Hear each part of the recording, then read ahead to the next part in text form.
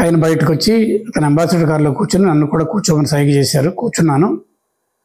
Car తీసుకొని వెళ్ళి ఒక టర్న్ తీసుకొని అక్కడ ఉన్న పక్కన ఒక బిల్డింగ్ దగ్గర ఆపారు. ఒక చిన్న బిల్డింగు, అది కెమెరా డిపార్ట్మెంటు ఆఫీస్ అనమాట. అది ఆయన దగ్గర లోపలికి వెళ్తుంటే ఒక ఆయన పెద్ద ఆయన, ఏజ్డ్ పెద్ద ఆయన వచ్చి ఆయనకు నమస్కారం పెట్టి లోపలికి మర్యాదగా లోపలికి తీసుకెళ్ళాడు.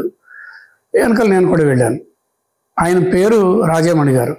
ఆయన ఇన్ఛార్జ్, మెయింటెనెన్స్ ఇన్ఛార్జ్ అంట. తర్వాత నాకు డీటెయిల్స్ తెలిసినాయి.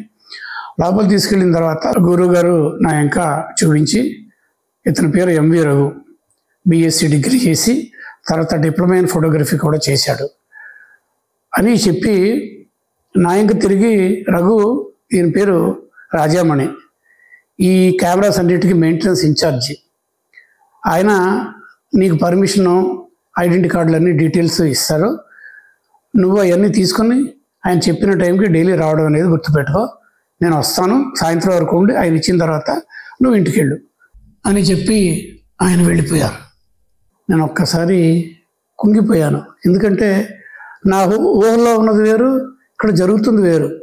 స్వామి గారు తనతో పాటు, తన షూటింగ్లతో పాటు ఈ ఫ్లోర్లు, ఈ ఆర్టిస్టులు, హీరోలు, డైరెక్టర్స్ మధ్యలో నేను వెళ్తాను అనుకుంటే ఎక్విప్మెంట్ ఇన్ఛార్జిగా అప్పచెప్పారు అని చెప్పి బాగా డిసప్పాయింట్ అయిపోయాను.